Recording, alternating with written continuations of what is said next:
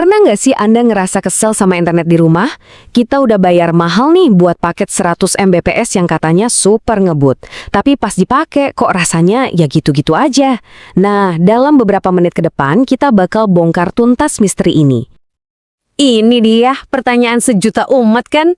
Lagi asik-asiknya streaming film, tiba-tiba buffering. Lagi meeting penting, gambarnya malah nge-freeze. Padahal paketnya udah 100 Mbps loh. Sebenarnya apa sih yang salah? Yuk kita cari tahu bareng-bareng. Oke, kita mulai dari janjinya dulu. Angka 100 Mbps itu kan kedengerannya kayak janji surga internet ya. Harusnya sih semua lancar jaya. Tapi ternyata ada satu konsep kunci yang sering banget kita salah pahami. Nah, ini dia nih, pergeseran pola pikir yang paling penting. Anggap aja 100 Mbps itu bukan tentang seberapa kencang airnya nyemprot dari keran, tapi tentang seberapa besar pipa air yang masuk ke rumah Anda. Ini semua tentang kapasitas, bukan cuma soal kecepatan. Biar gampang, kita bakal pakai analogi yang super simpel dan bakal bikin semuanya jadi jauh lebih jelas. Analogi pipa air. Coba bayangin deh, semua data yang masuk ke rumah Anda itu ibarat air yang ngalir lewat satu pipa utama. Jadi yang namanya bandwidth itu ya lebar pipa Anda. Punya paket 100 Mbps itu artinya Anda punya pipa raksasa yang bisa ngalirin air dalam jumlah yang gede banget secara bersamaan. Tapi ingat, air dari pipa raksasa ini harus dibagi-bagi ke semua keran yang lagi nyala di rumah Anda. Coba dilihat perbandingan di sini. Keren banget kan analoginya? Kalau semua orang di rumah cuma lagi cuci tangan, maksudnya chatting, browsing santai, atau scroll-scroll sosmed, pipa 100 Mbps kita itu bisa ngelayanin 15-20 orang sekaligus tanpa drama. Tapi, begitu ada yang mulai ngisi ember besar, misalnya nonton film 4K atau download game, pipa yang sama tiba-tiba cuma cukup buat 3-4 orang aja sebelum tekanannya mulai kerasa lemah buat yang lain. Oke, analoginya udah dapat kan? Sekarang kita tinggalin dulu pipa airnya dan kita balik ke dunia nyata, ke kondisi di rumah kita masing-masing. Karena setiap aktivitas online itu punya beban yang beda-beda. Di sini ada 3 level pemakaian. Pertama, level ringan. Ini kayak scroll TikTok atau bales WhatsApp. Nah, 10-15 perangkat bisa online bareng dengan nyaman. Begitu masuk level berat, kayak nonton Netflix kualitas 4K, kapasitasnya langsung anjlok drastis ke 3-5 perangkat aja. Kenapa?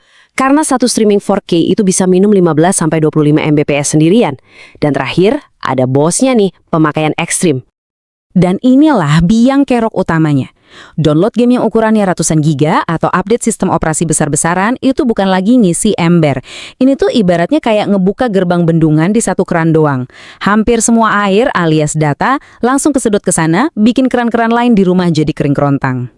Slide ini nunjukin situasinya dengan gamblang banget. Angka 1 itu artinya pas ada satu perangkat yang lagi download file monster ya, kapasitas efektif buat perangkat lain cuma sisa-sisa. Jadi kalau yang lain ngeluh internetnya lemot, jangan buru-buru salahin providernya.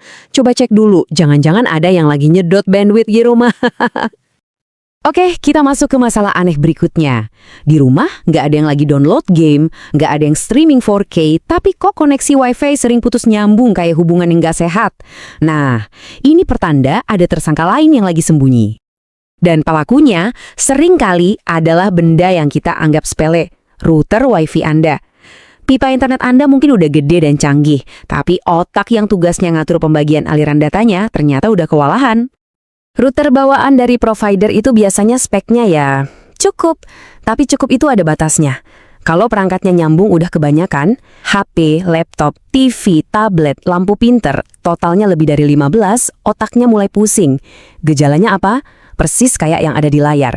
Wi-Fi tiba-tiba putus atau muncul pesan request timeout. Dan kalau ada tamu mau connect Wi-Fi, susahnya minta ampun. Oke, setelah kita bongkar semuanya dari masalah kapasitas sampai kesehatan router, mari kita jawab pertanyaan utamanya. Jadi, 100 Mbps itu sebenarnya cukup atau nggak sih? Dan jawabannya jelas banget.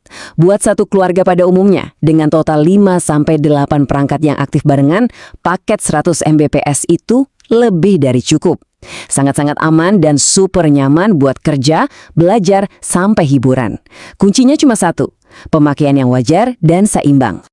Sebagai penutup, saya mau kasih Anda tantangan kecil. Coba deh sekarang, lihat sekeliling Anda.